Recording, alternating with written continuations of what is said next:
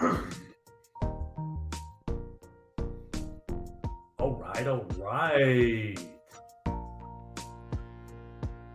See if we can get that go away. Welcome in. This is the Joe Gaither Show, a part of the Bama Central Broadcasting Network. Very, very excited. Let's see if we can get rid of that music real quick. Very excited to have show number two underway. Welcome in to the Bama Central Broadcasting Network, the Joe Gaither Show. Whoo!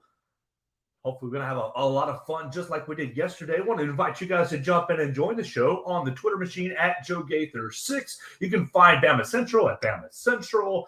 Send us your comments, questions, your queries, and complaints right there. We're also live on YouTube and on Facebook as well. So you can jump in and join us by adding your comments right there if you want to do that. We're going to have hopefully fun show today. We're going to have a lot of fun. Oh, I probably need to shut that door. We're going to have a lot of fun today, and we're going to talk about Alabama baseball. Alabama baseball is getting kicked off today up at the Hoover Met, going to take on the Kentucky Wildcats. I appreciate everybody who jumped in and joined us on the show yesterday with our friend Chris Walsh. If you missed any of that, you can find it right there on Spotify. We're working to get all those podcasts out to all the podcasting platforms.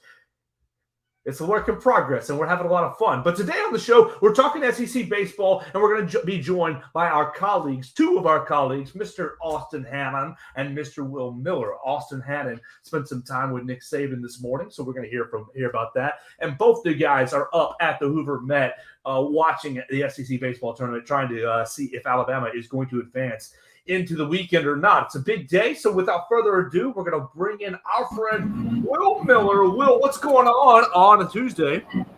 Joe, how are you, man? I'm just here in Hoover where Tennessee, led fearlessly by former Alabama standout Zane Denton, has just gotten underway against Texas A&M in the second game of the day, so already underway with some baseball action here at the Met. Absolutely. So, yeah, Tennessee, we saw South Carolina take care of business this morning against the Georgia Bulldogs, and now Tennessee is up, but really all eyes are on the Crimson Tide, at least in our neck of the woods. And we got news yesterday from interim head coach Jay Jackson that Hunter Furtado was going to get the start today. Hunter Furtado, he's been kind of a bullpen kind of fill-in guy. Tell us what can we expect with him going out on the mound today? Well, Hunter started last time out against Troy and looked like an ace, every bit the part of an ace. 7 strikeouts in 3 2/3 with only 1 earned run. It was his best outing in an Alabama uniform, and it was his first start, so can't go wrong with that.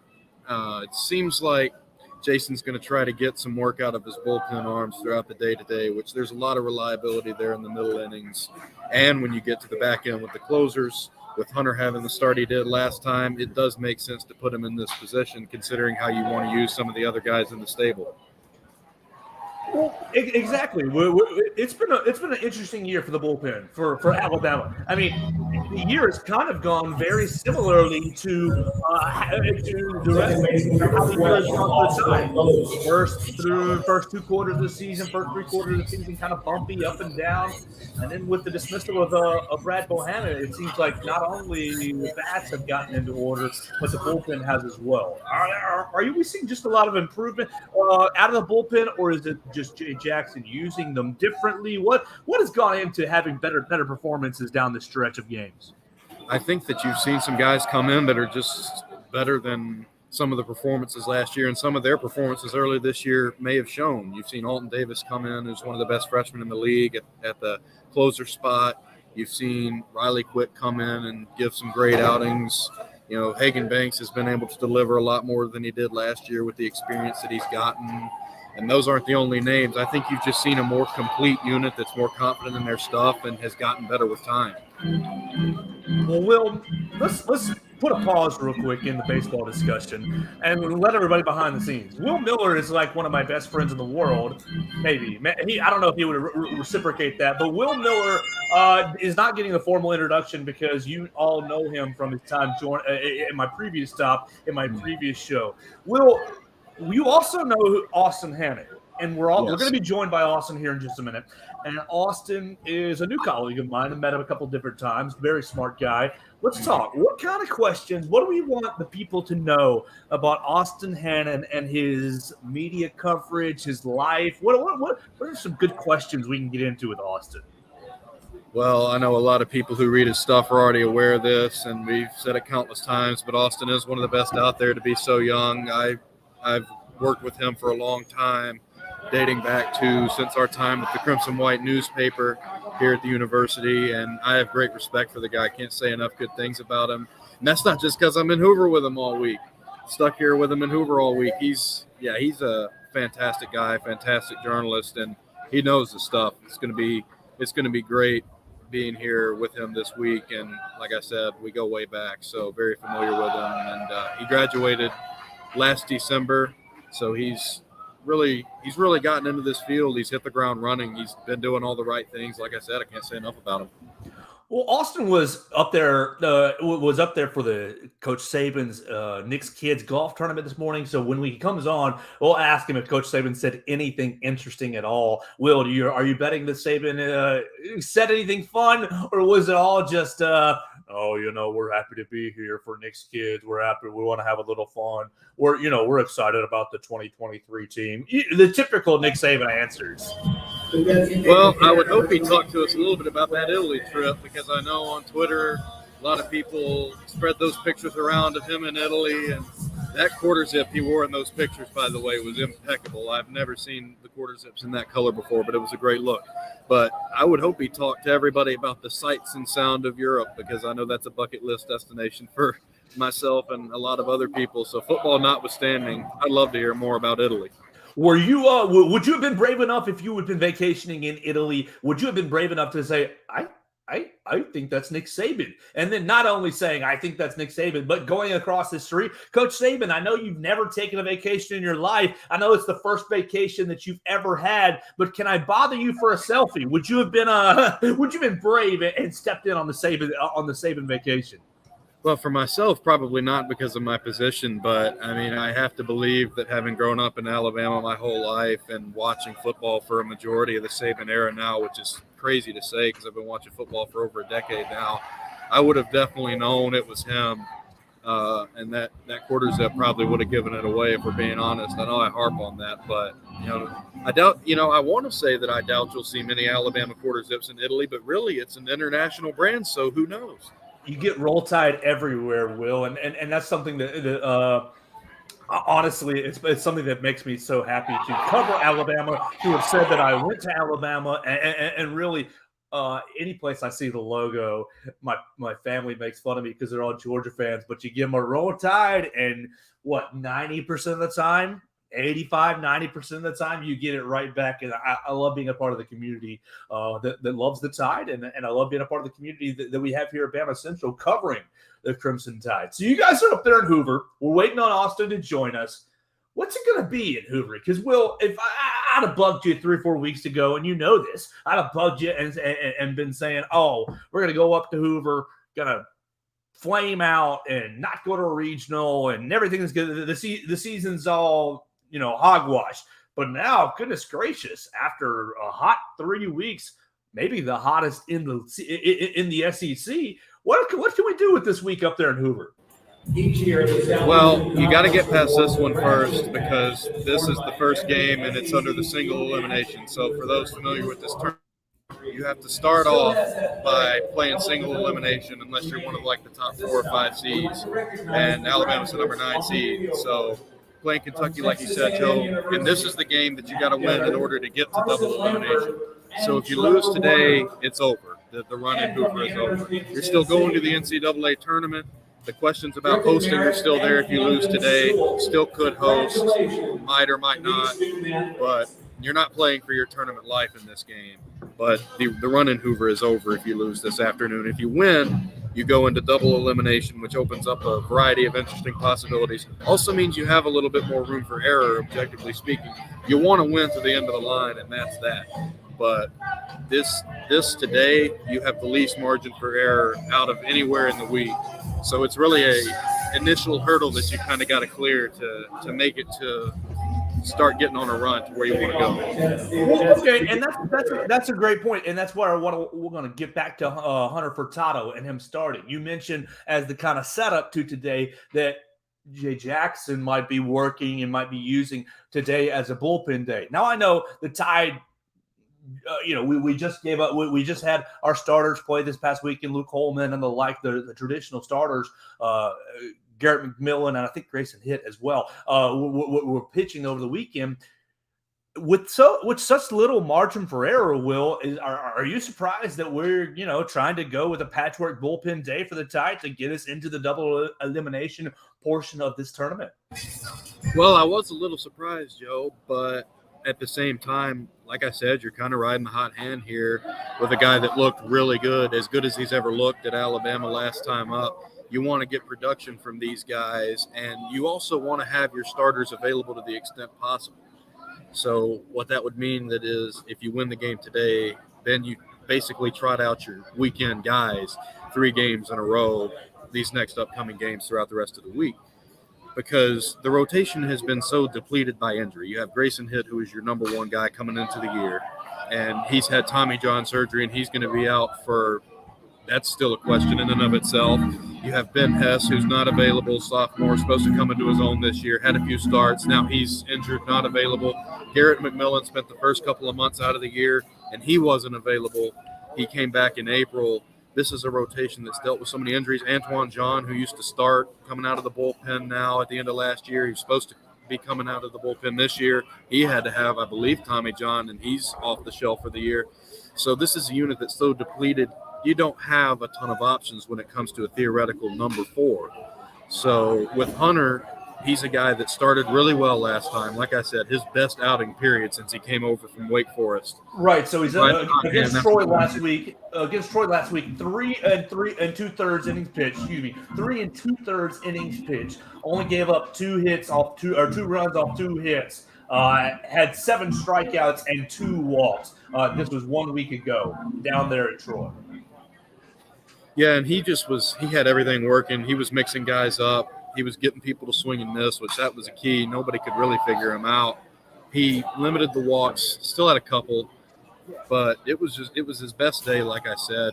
And if he can do that again today, and I know the SEC is a different league than playing Troy, all respect to the Trojans, but this is a different environment and atmosphere. But if he can do that, you're going to use your bullpen guys, like I said. A lot of guys can give strong middle innings, and then if it's all academic from there, you've set yourself up great to trot out your main guys going forward, which I think is what Jason Jackson wants to do and what he wants to set up.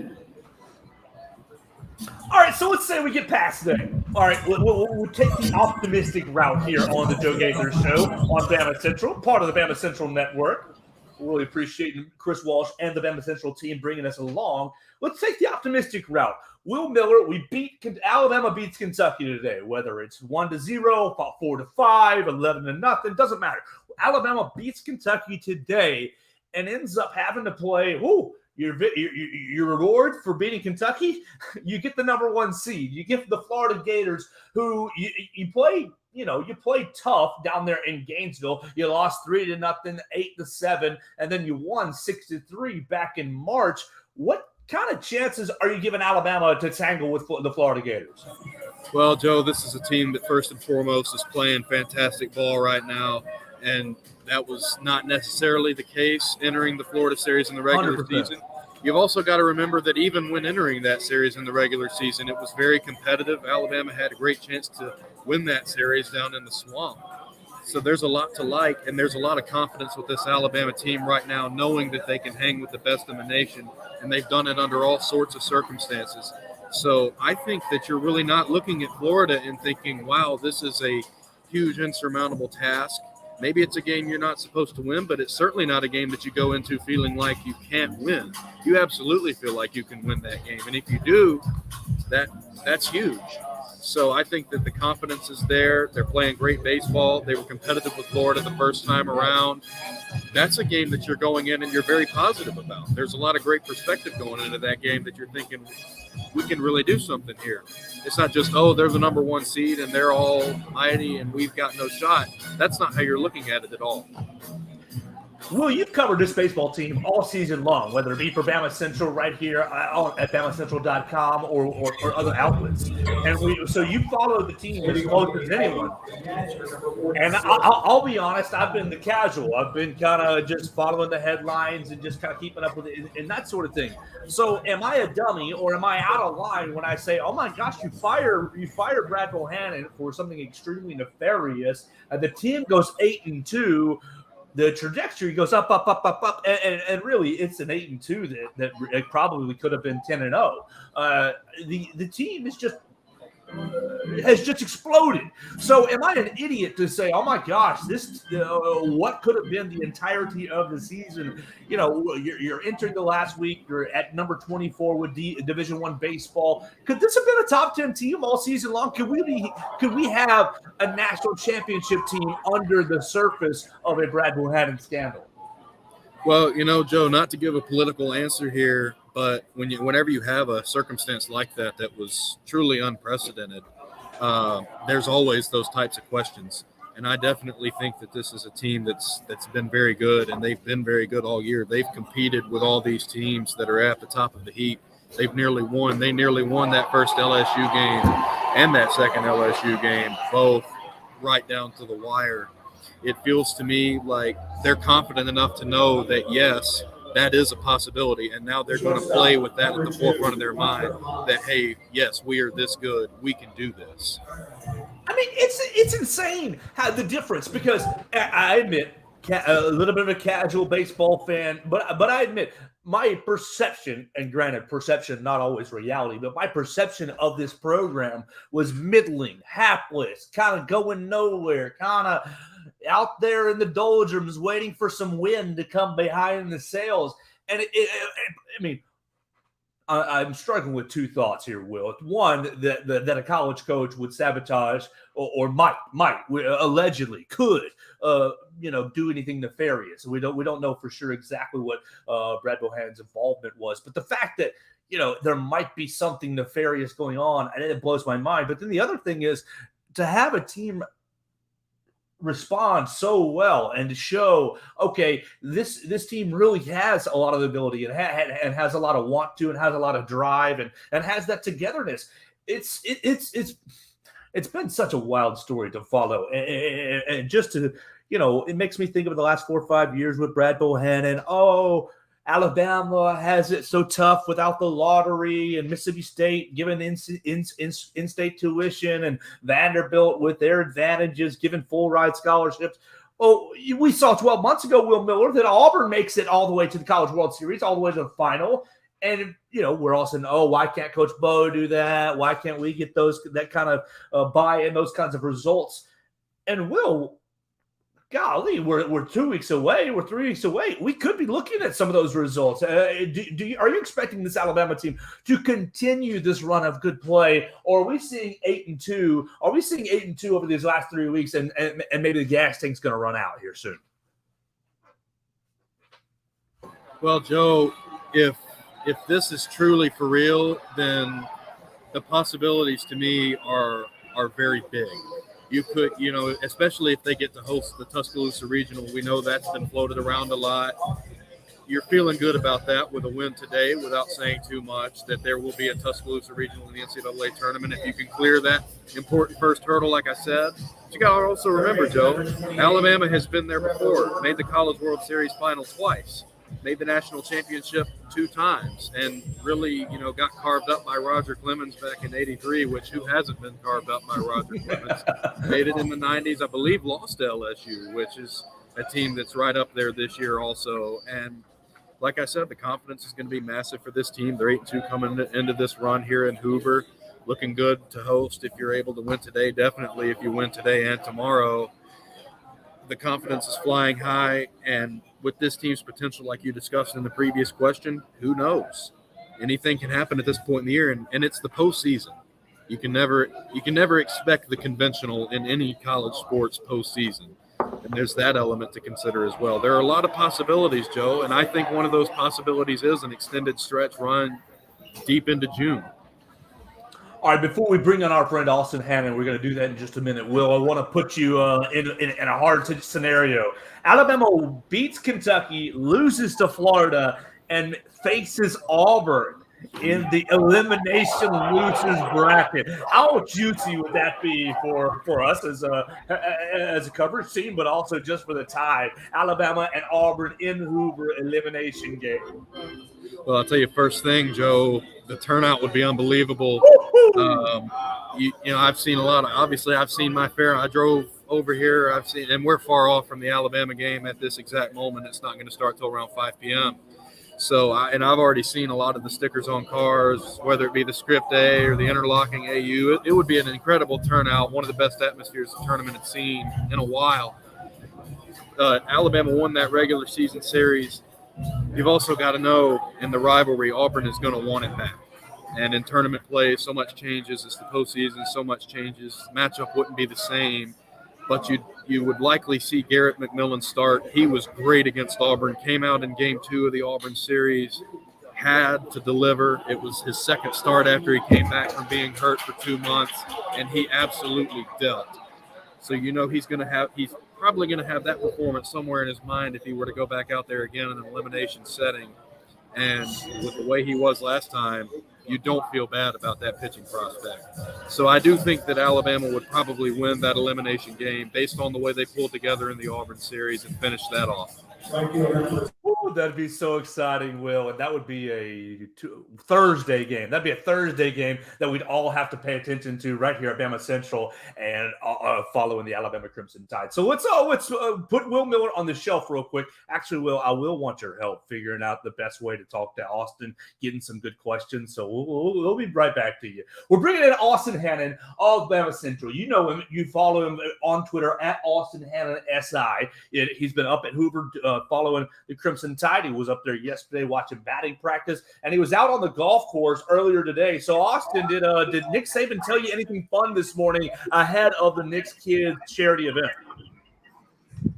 Yeah, I mean, it kind of started out how you thought it would. He talked about his charity a little bit. Josh kind of filled us in on how it was going to go.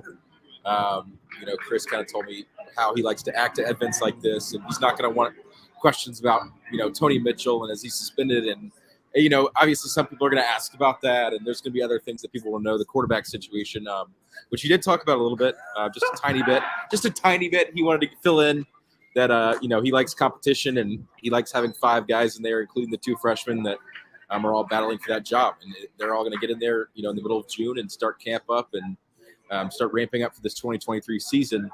But, he talked a little bit about the quarterbacks. He talked a little bit about his foundation and a little bit about his Italy trip, actually, too. There was a question about, people were seeing you in Rome and what's that like? And he said, that's kind of what the Alabama brand is now. You kind of go worldwide and you'll see people. And, a lot of those people obviously are probably from the States and just on vacation in the summer. But, he liked to talk about that a little bit. But just, a low-key day for Nick Saban. He showed up with Miss Terry and his kids and grandkids and friends, and everybody was there for him, and it's just a really great thing he was putting on. I think they're nearing $12 million of charity since he arrived in 2007 for Nick's kids. So just a great thing he's doing in the community, and typical Nick Saban. He was about the same as he always is, a little bit more happy maybe off season wise. Well, Austin, we're going to hit on all those things, and I do want to know what he said about the quarterback and what he said about Italy, this, that, and the other. But I want to know you, Austin. I've only met you a couple of times, and I'm really excited to be a part of the team. I want to know you and kind of just get to know you, and hopefully we can have a lot of fun here. So, Austin, you just graduated from Alabama a year and change ago. Is that correct? No, less actually. December 10th of 2022. So, there you go. Yeah, I finished up in 3.5 years at the Capstone. It was a great time. I grew up an Alabama fan. My dad went to school there, a lot of family members. So it was kind of an easy decision for me. I took one college visit.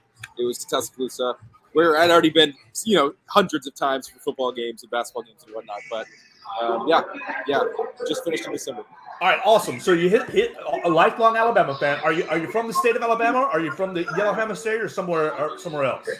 So I was born in Montgomery. My dad grew up in Montgomery. He went to Jeff Davis High School. If anybody out here knows where that is. My mom grew up in Huntsville. She went to Grissom High School. She ended up being a Texas A&M Aggie in college, but my dad went to school in Alabama. And I was born in Montgomery. Moved to Knoxville, Tennessee, actually, when I was pretty little. Lived there for 5 or 6 years, and then I moved over to Nashville, Tennessee for high school and elementary school and middle school. So I was born and raised mostly in Nashville, Tennessee, but if you want to be technical about it, I was born in Montgomery, Alabama. So, yeah. Okay. Where'd you go to school in Nashville? I know several of those schools. My high school played a lot of Nashville schools. Okay, I went to Ravenwood. Ravenwood. Okay, I went to McCallie in Chattanooga. I think we did a couple soccer games or lacrosse games with Ravenwood. That sounds familiar. What's the let's make you a villain real quick. At age 5 to 6, what was the best thing about living in Knoxville? Not much. I mean, if you're growing up an Alabama fan, right? I mean, right. You get picked on and teased if you're not wearing orange there, and obviously Nashville's kind of become sort of an Alabama town. I mean, there's a lot of grads that live there now, and but Knoxville's not that way. Obviously, you're only going to get orange and white there. But growing up around my great aunt, big Vol fan, I went to some games at Neyland Stadium with her as a kid. Got to watch Tim Tebow at Neyland Stadium a few times. Got to go to some Lady Vols games, see Pat Summit. She had season tickets to that. So I kind of grew up around a lot of that stuff, but it never really changed what my fandom was at all.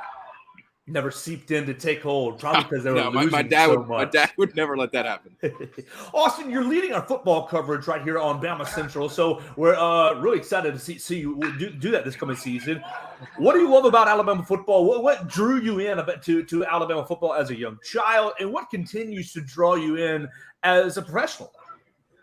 Yeah, I don't know. I think just being a kid, and my dad always took me and my brother to football games, and it's interesting because back in those days, when you're little and you wear a jersey to the game, you've got your shaker and you tailgate, you do all that stuff. You see the football players as like idols. So we'd stand down on the fence there at Bryant Denny and watch the quarterbacks warm up and watch the team run out, and everything's so surreal back when you're a little kid. And then now kind of being around it and getting to know these people and getting to meet people like Bryce Young and understand their personalities, and it doesn't really change anything. I think you still respect the athletes, and you kind of look at them as like, wow, these are like exceptional human beings that have great talent, and it's a joy to cover them. I mean, it is. That's why I went to school and did what I did and graduated with a journalism degree, and I'm lucky to be here where I am at Bama Central, getting to do stuff that as a kid I would have never believed I've got to do. Well, Austin, I really appreciate you jumping on and giving me some of your day so far. You can follow Austin on Twitter at Austin Hannon SI as Texas A&M. It seems like they are getting on the board up there at Hoover. Texas A&M taking on Tennessee has a 1-0 lead, and it sounds like the Aggies fans are getting after the Vols. That makes me very, very happy. Austin, what did Nick Saban say about the quarterbacks this morning up at the Knicks Kids event? Yeah. Like I said before, just really it was short, brief. He didn't want to talk too much about football. He wanted to kind of keep his mindset on what he was doing today and, giving back to the community and everything like that. But like I said, he said the competition is great. You bring in Tyler Perry, you bring in 2 4-star quarterbacks. You've got Jalen Milroe, you've got Ty Simpson. They're all going to be competing. And I think that's a good thing for the quarterback room. It's some schools don't have that pleasure where they can have 5 guys that can start on any team in the country and just throw any of them out there. But we've got 5 guys that are going to compete, play all summer and all fall, getting ready for the season. And whoever comes out on top is going to have earned it because they're going to get a bunch of good guys in camp. And nothing's been settled. Nothing's been, there is no starter right now. There is no this and that. But he wanted everybody to know that the competition's going strong. And at the end of the day, the best guy is going to be decided on. Let me ask for some context, because did it sound like Nick Saban was justifying the decision to bring in Tyler Buchner? We haven't heard from Coach Saban since Buchner has come from the transfer portal, so there really hasn't been a chance to ask about Tyler Buchner. Coach Saban has been very vocal in the past, saying if we bring in a transfer, they're going to obviously have the talent to go ahead and play. We're only bringing in transfers who will help the roster immediately, and so it sounds like, and I don't want to mishear you, but it sounds like, was maybe Coach Saban trying to justify to you guys the decision to bring in Tyler Buchner? Not necessarily that. I don't think he was really going to answer a question about, why did you bring Buchner in? What's the purpose? Is he going to be the starter? Kind of thing. But if you remember A-Day, when he talked after the game, it wasn't pretty, right? I mean, Jalen Milroe and Ty Simpson didn't play the greatest that they've probably ever played. It was kind of a gross day at Tuscaloosa and not a very pretty ball game. And after the game, he kind of said, hey, like, if we're in a position where we feel like we can make our football team better, we're going to do so. And, you know, a week or two later, they bring in Tyler Buckner, and it's like, well, it seems like a match made in heaven. You've got Tommy Reese, who's already coached him before. He probably knows the playbook and everything like that. So he wasn't lying to us after A-Day when he said he's not against, you know, bringing anybody and everybody that can help contribute to make the team and program better. He's obviously going to do that. So, yeah, nothing much on that front today. But, you know, if you take it back to A-Day, and that's kind of what I think he feels about Buckner. Well, also, I was watching on the social medias just as things were getting going up there at the Mixed Kids event. And Coach Saban's out there giving Kool-Aid McKinstry some golf lessons. Now, I don't know how experienced Kool-Aid is at golf, but we all know Saban's love and really affinity for the game. What do you think that golf lesson goes like, Austin? I have no idea. I can't even tell you if Kool-Aid's probably picked up a golf club before. But, you know, he likes to have fun with his players. I think that's what draws so many recruits and so many people to Nick Saban in Tuscaloosa, because the person he is, you've seen him have fun out in the lake with players and, you know, kind of introduces guys to different things that maybe they haven't experienced before. But very funny that he brought in Kool-Aid. And I think he's liked Kool-Aid ever since he recruited him. It didn't seem like, you know, a big match made in heaven with Nick Saban and Kool-Aid McKinstry, two personalities. But I think they've kind of meshed. As Kool-Aid's gotten older, Nick Saban's like his talent on the field, and he's going to be one of the best cornerbacks in the country this year. So might as well try to get him some golf lessons as well. Makes me think back to Kool-Aid's freshman year, walking on A-Day. Kool-Aid, don't walk on the dang field! Just yelling at him, getting after him. Austin, are you a big golf guy? You enjoy the game of golf, or not so much? Where do you stand? You know, it's a love-hate thing because the game's so hard, right? And so when I get out there and I'm able to play maybe 3 times a year, I'll give you guys that. It's not nearly enough. My grandparents play every single day, every single day, religiously. And they always ask me every time they see me, they ask me if I've played. I'm like, not really. I've probably played 3 times in the last year, and probably shot a 120, 130 every time. So it's not fun when you're not playing well, but it's definitely something to do with people. And I think golf's really a thing that you can kind of, as you see it with business meetings and whatever, a thing that you can do and have fun with people and kind of get to know people while also kind of doing an event. It's like going bowling or going to see a movie, or, you know, it's something to do. Some people do it for sport, and some people are really good at it. You know, like Brooks Koepka, we saw at the PGA Championship last weekend. I don't know if you know this, Austin, but future governor of the state of Alabama, Will Miller, actually is a scratch golfer. That is not a fact, Joe. Oh, no, that's what you told me at our last job. Did you lie to get the job? No, I've never claimed to be a golfer. All right. Well, maybe I'm telling the white lies here. I could be in the future if you got more of those old colony passes from the last show, Joe. I'd go play on those, but I have never really swung a club outside of Topgolf. I think it's going to take a lot more than a few passes to learn the game of golf. I'm still learning. I'm in the Austin camp where I play. I don't play. I play more than you do, Austin, but my scores sound about the same. 115. That's about where we're hanging out. So I love golf, but terrible at it. Terrible. I would love a lesson. Who would you rather have a lesson from? Jay Sewell, Justin Thomas, or Nick Saban? I feel like Nick Saban would be a little too harsh. I'm going to say Justin Thomas. I like his vibe. I think his age is closer to mine, so maybe we could be a little bit more relatable. Plus, he's obviously the best of all 3 of them. So, yeah, I'm going to go with Justin Thomas. Will? I agree. JT's got 2 majors. Hard to argue with that kind of a result. Thought I'd see him play better this weekend just because the PGA Championship is kind of his thing. You know, he's won. Those are the 2 he's won in his career. But I guess it wasn't to be. Brooks Koepka really came out with a vengeance after his. We'll call it just a bad day at the office on Sunday at the Masters. So Will, you can call it a choke. He self-identified it as a choke. He said, there's not. I don't want to say that, but there's not much else to define it other than a choke. Yeah, it wasn't great. It wasn't great, but you know what? He came out with a vengeance, like I said, and just got the job done. But Justin was the reigning champion going in, and there's not many guys that can go into a major and say I'm the reigning champion. So, yeah, Justin's my pick.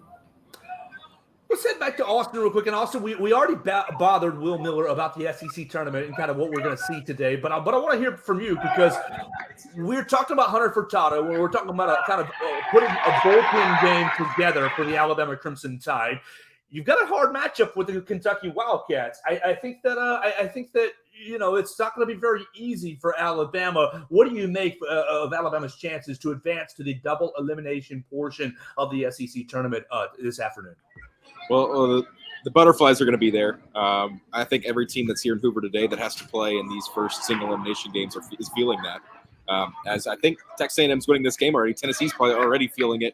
I've mentioned it a couple times this week as like the old, not even very old, a couple years old MLB wildcard scenario where you kind of go in, you've got 9 innings to continue, not necessarily your season in this case, but your tournament appearance here in Hoover. And we're all excited about covering this event, me and Will, but it could all end in just about a few hours. So they got to come out, and Hunter Furtado's got to do what he's got to do. He's got to go out there and throw 3 or 4 good innings, and then kind of get it to the bullpen, get it to Hagen Banks, get it to Cade Woods, maybe Alton Davis at the end, and try to continue this thing, and then play with free money against Florida tomorrow if you get there. So it's I think it's an awesome setup because it puts so much pressure and so much excitement into the first day, but to get into like the real SEC tournament, you got to win today, and then you got 2 losses to play with the rest of the way. But yeah, the lineup's going to be there. They've been there all year. They've got 1 to 9 good hitters.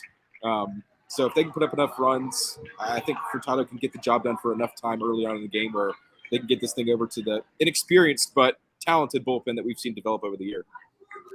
Well, I'm really excited to see it today. You'll be able to see it on the SEC Network, and we'll be able to follow it.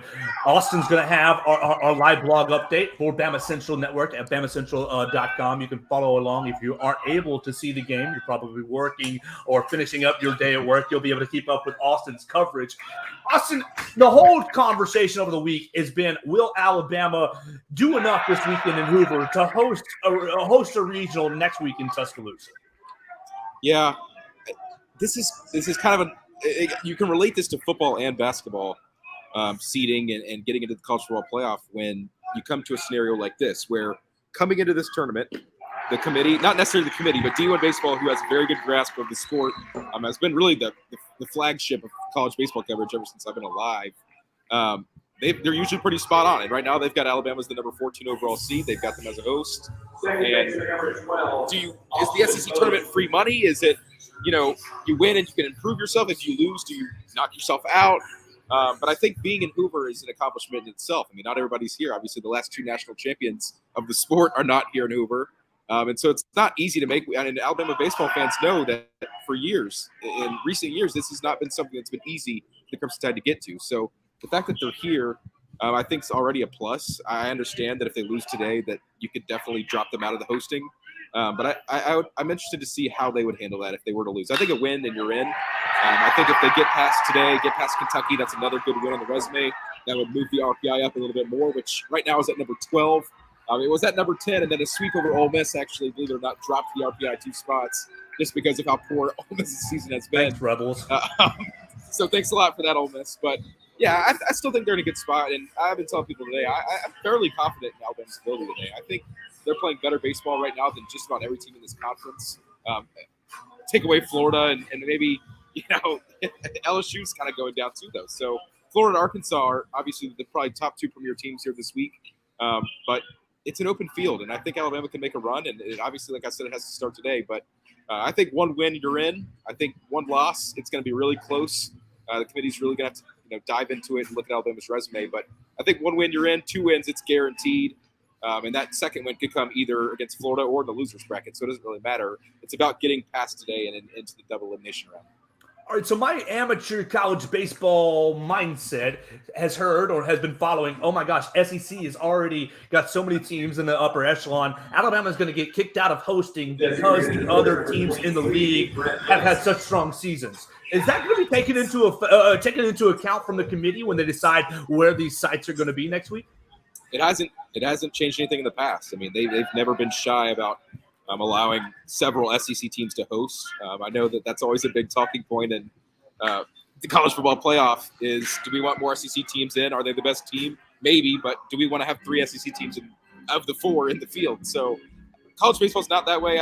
We've seen years after year that there's just multiple hosts from the SEC. This year, it's looking like we could even get up to 9, which is just crazy. If Kentucky, Alabama, and Texas A&M was on the bubble, they were kind of in there, out there. They had a bad finish to the season, got smacked around by Alabama a little bit, so they're probably out of that conversation. But yeah, I think it's not going to be because other teams got in that Alabama didn't get the host. I don't think that the committee's going to have any kind of negative mark on the SEC. If anything, I think it's a positive mark that Alabama's a part of the by far strongest conference in the sport. I mean, every single weekend, Jason Jackson said it yesterday, they're playing a top 10, top 15 team in the country.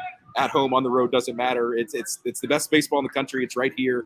And I really like the way he said that yesterday, that it's just kind of all the best programs in the country are right here this week. So me and Will are definitely getting a treat.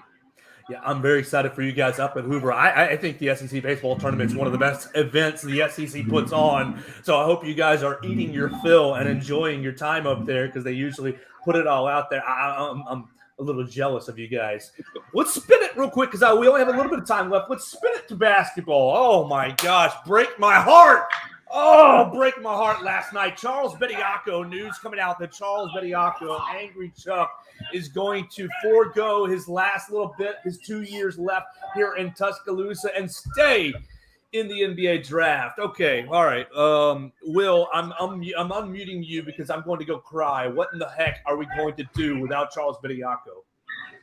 Well, one of the big questions of this offseason, which has been fairly turbulent, was what is the fate of Nick Pringle? Is he going to stay? Is he going to go? A lot of guys have taken the go option, but if he stays, it's going to be an increased role for him. He played great. It's no secret he's one of the hardest working guys on the court whenever he's out there. He had to be up there with the team leaders in blue-collar points last season, even though at times he didn't start. He can fill different roles, but he can fill that role too. He can be a real physical player, play hard, play physical. He gives that effort. He'll be angry too. You talk about angry Chuck.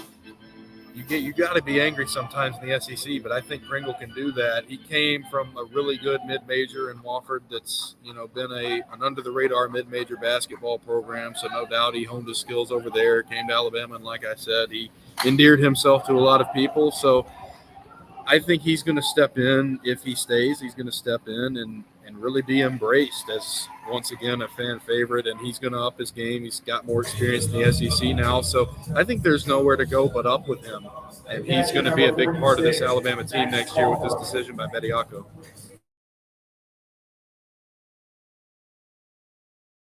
Fix that.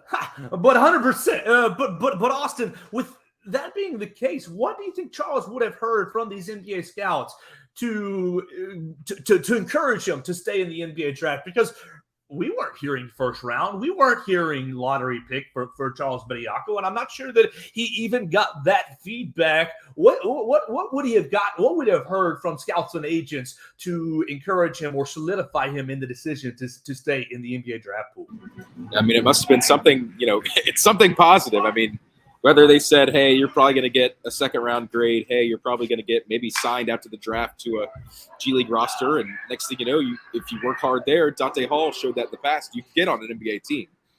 So is that worth foregoing another year in college? To him, maybe it was. And so, couldn't happen to a better guy. I mean, getting to kind of know Charles over the last season and just the guy he is and how interviewing him is a treat just because how tall he is. And I'm about – to his mix my head, the top of my head.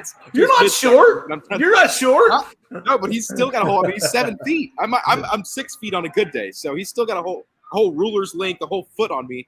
But yeah, a great guy. I mean, the scouts that were in Nashville for the SEC tournament, the scouts that were in Birmingham and Louisville for the NCAA tournament saw exactly what they needed to see for him to get at least some kind of positive reinforcement.